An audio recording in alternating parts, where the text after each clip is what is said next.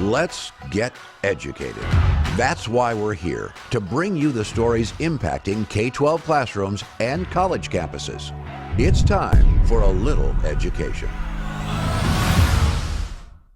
Well, hello everyone, and welcome. I am Katie Petrick. As always, I'm joined by that man over there, Mr. David Fiorazo. Yes. Today, he has 2 thumbs up, Yes. as opposed to 2 thumbs down, because on Worldview Matters today, he had a great time. Yes. And you should too, if you haven't checked it out. And before we did Worldview Matters, I had some high-octane coffee. Did you know? That Katie provided for me, pumpkin spice included. Anyway, I want to get back to who was our guest today on Worldview Matters. It was author Claude Stauffer. He's a pastor in New York, and he's got a book out that we talked about called Israel, War, Our Wake-Up Call. And it's study on the hard times and the end times, and fascinating conversation. It goes by so fast, but I encourage you to check out worldviewmatters.tv. Please subscribe, and I really mean this, guys. We have a very limited ways of getting the word out, so it's you who hear about this and share it that makes a difference in getting other people informed about what's going on, what we're doing here outside of Educated. So thank you for allowing me to do this daily plug. All right. Well, before we get started, just a quick reminder to all of you that if you enjoy the video platform known as Rumble, we're there too. What a coinkadink. So if you could just subscribe, that would be real nice. Head on over to rumble.com//FreedomProject and give us a little follow there. You can see all our stuff because we're not censored over there. So nice. All right, friends, once again, we are going to check in with Mr. Alex Newman to see what story he has to share with us this week. Hey, Alex. Thanks, guys. Great to be here. And so this one out of the land of fruits and nuts, California, of course, at the cutting edge of techno-tyranny. They just released a press release saying they're making rapid progress on a new statewide database that has already integrated over 1 billion data points on children in the state, and they expect to vacuum up billions more data points.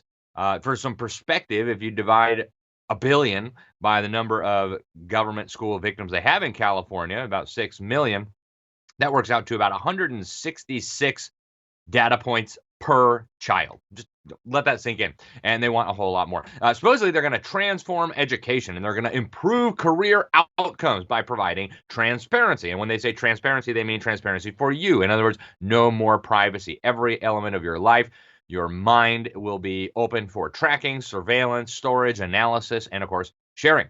They're collecting data on mental health, dental health, your academics, your attitudes. What is your home life like? They're doing sexual surveys, and it's all being vacuumed up into this monstrous thing they call the Cradle-to-Career Data System. Already they're getting data, they say, from government schools, social services, healthcare, workforce agencies, and a whole lot more all into this system. And they plan, like I said, to add many, many more sources of data. The governor actually said I'm quoting here, on the verge of uniting information from disconnected data across sectors. He says this is going to give the government insights previously unavailable into every child as they gather and analyze more of their very sensitive and very private data. And of course, this will be analyzed by artificial intelligence as well. Now, Governor Newsom says by leveraging billions of data points, California's Cradle-to-Career Data System will be a game changer for improving the quality of life for millions of Californians and highlighting ways to improve opportunity in the classroom and access to the workforce. And of course, this is the same guy who just last month we reported on was viciously attacking schools that didn't want children to have books featuring incest, rape of babies, sex with dogs. Yep, that's the same guy who wants all this data on your children. Now, without a trace of irony, he said that this Orwellian new system they're building was going to be a means of promoting freedom.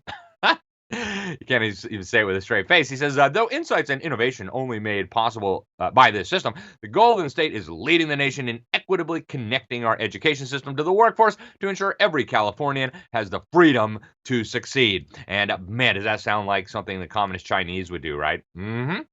Well, anyways, folks, even though they say these goals are just about better careers and better things like that, really, there's much more, actually. And we've been covering this here at the Newman Report for a long time. The U.S. Department of Education, over a decade ago, put out this incredible document. It was in 2012. It was called an issue brief, Enhancing Teaching and Learning through educational data mining and learning analytics. And what they actually reveal in this document is they're going to use all this data to ultimately predict the future attitudes and behaviors of your children, folks. And so what's happening here, they're gathering all this data at the state level. All these state databases will be linked together, these state longitudinal databases. And here's what the U.S. Department of Education document says. It says a predictive model combines demographic data from an external student information system and learning behavior data from the student learning database to track a student's progress and make predictions about his future behaviors or performance. Oh my goodness, guys, this is where it's going. They talk about how they're going to use these technologies to gather and analyze fine-grained learner behaviors. Folks, this is just incredibly dangerous. Now, I did speak to Brenda Lebsack. She is a former retired school board member out there, California teacher, and also has developed quite a national platform now. She's been published all over, interviewed all over the place for her profound insights into education. And she sent me this. She said, parents should be concerned about all the outside agencies now partnering with public schools that not only have access to their children, but who can collect data on their kids and share that data. She says these outside agencies do not have to comply with the same standards and laws for surveying minors as the school or local education agency does. She actually sent me a note from the federal government agreeing with that they don't have to comply with these same protections for privacy like FERPA, et cetera. She says this is another layer of deception. So parents should guard against this false sense of security given by their schools. And folks, when you combine this all-intrusive data system with the social emotional learning curricula, right, where they're trying to give children new attitudes, new values, new beliefs. This depends on the data gathering. They need to know, does the child agree with the values we're promoting? If not, we need to manipulate those. So we need to keep coming back and circling back with interventions until these children believe the way we want them to believe. Folks, this is a recipe for total tyranny and for total control of the minds of young people. The last thing in the universe that would be tyrants like Governor Newsom and Joe Biden and California Democrats need is detailed information on every single one of your children. Folks, this is a recipe for a panopticon-style surveillance state that will inevitably produce tyranny, right? It's not like a maybe. It will inevitably produce tyranny. Parents, if you love your children and you live in California, you got no option but to get out of the government's indoctrination system, masquerading as a school system. And at this point, you probably ought to even consider leaving the state, folks. I don't know what to tell you. Thanks. Today's show is sponsored by our friends at MyPillow. Save up to 66% on pristine quality bedding, towels, slippers, signature pillows, and much more when you use the code EDUCATED. That's EDUCATED. Educated. Support this show and a great American company.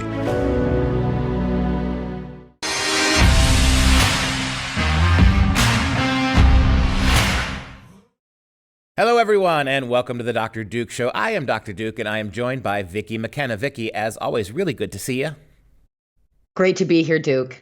In all the anarchy and chaos that's going on in the country today, all the stupidity, all the horror that's taking place across the world, little stories like this seem to get lost, and I think the left is glad they get lost. But we have a situation where the transgender woman, the so-called woman, who was a trans person, Audrey Hale, who murdered all those little Christian babies and their teachers simply because she decided that Christianity was evil and people who don't immediately sign up for the cult of transgenderism have to die. Well, something that has bothered us, you and me, and a lot of people for a long time. If this had been a white-raged 19-year-old man who killed a bunch of progressive or gay people, this manifesto, this raging statement would have been front page news for 3 months. Quickly. But because it's a trans person who killed little white Christian kids, we had to find out just a tiny little bit of what the manifesto had to say because it was leaked. Vicki, talk about the leaks. The leak, which was exclusively to the Steven Crowder show, so kudos to him, featured 3 pages of the manifesto. And what it is a vicious, violent, vile screed. It's very organized, by the way, but a vicious, violent, and vile screed against white people and white children. Kill those crackers. Kill those cracker kids. I hope I have a high death count. And it goes on, their white privilege, their daddies with their expensive cars, objecting to the blonde hair of a child that presumably she was targeting, that yellow mop of hair, F their white privilege, death to all of them.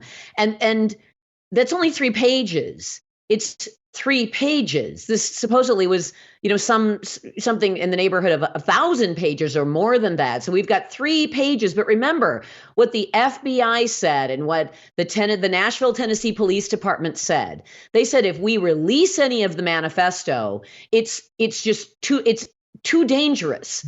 It's astronomically dangerous was one of the quotes.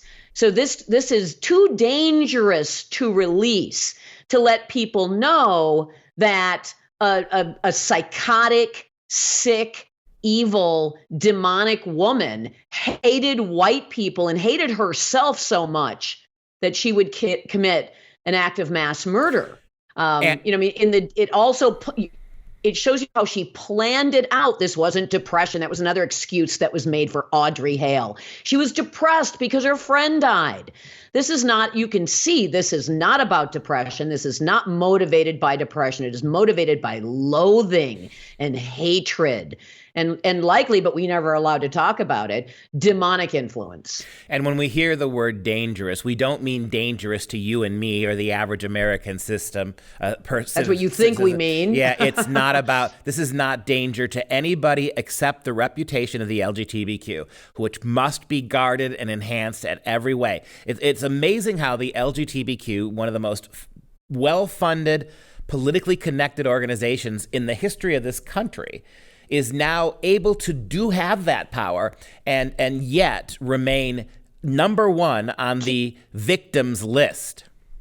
Keep in mind that this is, number one, it is public information. And as public information, the public has a right to see it. Number two, there is no active investigation. That was another excuse that the Nashville police were making in the FBI. Incidentally, the Nashville police simply sent information to the FBI so the FBI could lie and say that it had an active investigation going. The perpetrator of this violence is dead.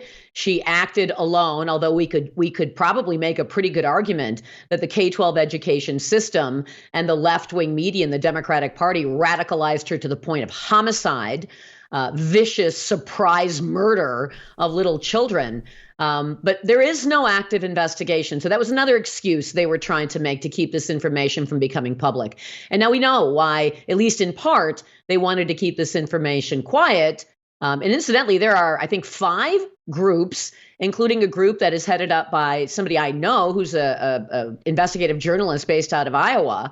5 groups are suing for the entire manifesto, and this is the slowest moving case I've seen in a long time on open records. We have a video, so let's get some context with the video. Take a look. Mark Steven Crowder is saying this all came together very quickly after a source reached out to them. He says a detective from Metro Police shared the pictures of the writings with his source. Then his team flew down here to Tennessee to verify these images. Just in the last hour, Metro Police said that these were not, quote, crime scene photos. However, we followed up and they could not say whether one of their detectives took these pictures, as the commentator claims. Now, those 3 pages don't explicitly give a motive, but one dated March 27th says the day has come and Hale was, quote, ready. Another page dated February 3rd referenced white privilege and used a derogatory term towards the children, including a slur towards gay people. A final page provided a schedule which didn't match the times exactly of the attack. However, today Crowder stands by these documents, saying police should be able to confirm that they are authentic. They didn't say it's not accurate. They said, we don't know. Well, that doesn't make any sense. They've already come out and said that they have these documents, and they've tried to suppress these documents. So if I'm lying, if my investigative unit, look, we stake our reputation on this. We do it all the time. We make all of our references publicly available when we're covering news, let alone breaking news. If it's not real, I should be admonished. I should be called to the mat, and you shouldn't trust a word that I say. Yeah, I think you've got to be. Hold on, I have not seen that. You have got to be kidding me. She made the whole story about Steven Crowder, glossed over entirely that Audrey Hale wrote in big bold letters, kill the crackers, kill the cracker kids. And it was a derogatory a derogatory slur against gay people. That was the highlight. And Steven Crowder maybe not authenticating these documents. They are authenticated. Incidentally, the mayor of Nashville has called these documents authentic as well. But the whole story about whether or not Steven Crowder had the information, you've got to be kidding me. We don't know what the motive is. The documents didn't tell us what the motive is. Yes, the documents did tell us what the motive is. She hated white Christian children. She hated white Christian children so much so that she organized and planned and wrote out a detailed, almost minute by minute schedule on how she was going to execute the white Christian children she hated. You almost can't believe that was the story on the release of 3 pages of the manifesto. Alarmingly, you can believe it, because that's how. And if that entire 1,000-page manifesto were released tomorrow, you would get the exact same thing. It wouldn't be You're exactly about, right. It wouldn't be about It wouldn't be about trans violence. It wouldn't be about left-wing schools motivating this person. It would be about how anti-gay, anti-LGBTQ Christians provoke these kinds of attacks. That's what they would do, and that's how they would cover it. And the other thing that they'd have a "you had it coming" kind of coverage on this. Is what you would expect to see. I'm sorry, Duke, I didn't mean to step on you. No, there. what you just said is right. It's exactly what they're doing with Israel, right? You had it coming. Exactly. It's exactly the playbook. And the other thing that really gets to me is no one wants to talk about the fact that an African-American male was gunned down by this monster too. And no one, because he happened to be working in a Christian school around little white kids. Apparently the death of this black guy, black lives don't matter, I guess, if you're a black male working in a Christian school, because no one wants to talk about that either. I mean, he got killed too. It all depends on who kills you. It all depends on who kills you. White psycho, white supremacist, racist. Then we care about the black victim at Covenant School. But, anything else, black male with a criminal record as long as my leg, we're not going to even talk about the victim of that homicide. Transgender person who declared herself transgender and pretended that she was a man shooting a black man. No, we're not going to talk about that either. Anti-Christian bigotry, we're not going to talk about that. Anti-white racism to the point of homicide. We're not going to talk about any of that, because those 3 pages don't give us any idea on what the motive was. Incidentally, something else too, if you haven't seen the pages, Steven Crowder has posted them on his website. They're all over the social media, not the media, but social media. You can see how detailed and organized she was. She was not somebody who was delusional. She was not somebody who was having a break with reality. She actually wrote down, eat breakfast. Get stuff, get the belongings that are meaningful to me, like a stuffed animal that she had. It was all written down. Put guns in trunk. Put ammo in trunk. I can't believe the day has arrived, she writes, after originally writing out her schedule in February, I believe. And then on death day, in big bold letters at the top of a page of spiral notebook paper, death day. I can't believe the day is here. I'm scared, but also very excited. There's in 3 pages, there is a lot of information and motive. Certainly a place to start, if nothing else. There is much more to talk about, but for the rest of the story, check out the full episode of The Dr. Duke Show. If you have a smartphone, tablet, Roku, or Apple TV, consider downloading the FreedomProject Media app. It's 100% free and includes all of our weekly shows, plus lecture series, archive programs, and award-winning animated videos for families like the Presidential Minute, Battles of America, and Heroes of the West. Don't rely on the social media giants to keep you informed. Simply download the Freedom Project Media app from your app store and allow notifications. And we'll let you know when a new video is ready.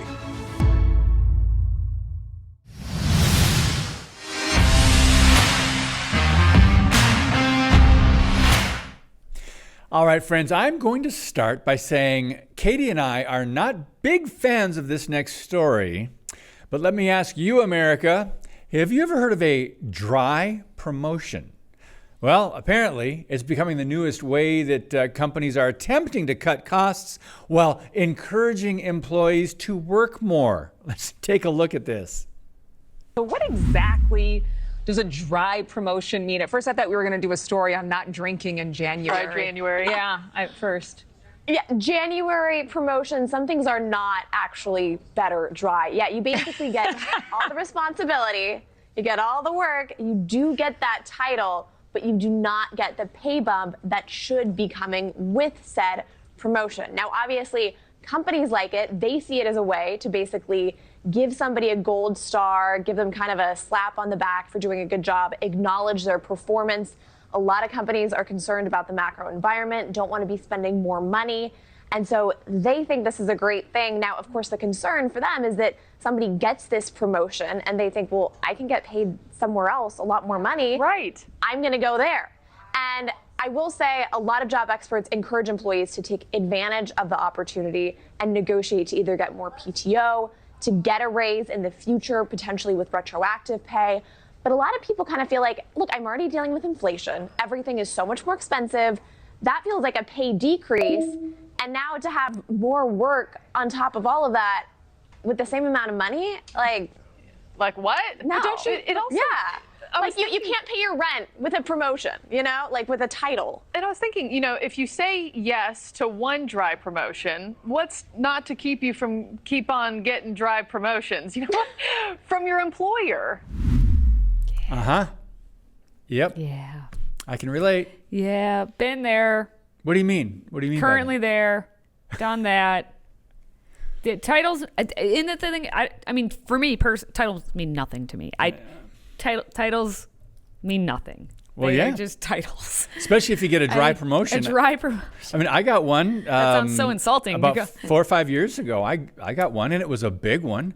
New job title, new responsibility. So posh. Yeah, more hours were required, and I didn't get a retroactive pay. You didn't get you're not driving a Lamborghini because you were given so much more money now? No cost of living nothing? increase, but it was a dry promotion because I did have a new title. Oh, wow. Did they try to package it up as if it was such a great deal for you on your end? No. This reminds me of the episode in The Office. Which one of them. It's actually kind of like, it's the episode where they forget that it was Mindy Kaling's character's birthday. And so they had to like piece it together and make it seem like, oh, it's such a great thing we're doing for you. But it turned out to be really cool, where you can either sleep for like an hour, I think it was, or like watch TV or something. And she chose to sleep. I'm like, those are the benefits that if you can't offer money, at least you're giving that. Yes. Not just giving more work and then, oh, you did such a great job, pat on the head, here's some more work, while maybe coworkers are not pulling their weight. That's the whole dynamic of dry promotion. Oh my goodness. We can tell you where to put that dry promotion. Yep. I'll tell you that much. All right, well, that's going to wrap it up here on Educated for the week. On that note, don't forget you can catch Educated on the go by simply subscribing to the podcast on your favorite platform. And if you're in the little mood, you're feeling feisty, kind of like we are over here right now, leave us a 5-star review. We'd appreciate that. You don't have to put any titles on it or anything, unless you really want to. Well, for Katie and myself, thanks for watching, listening, sharing, and supporting this show. And until next week, stay educated, America.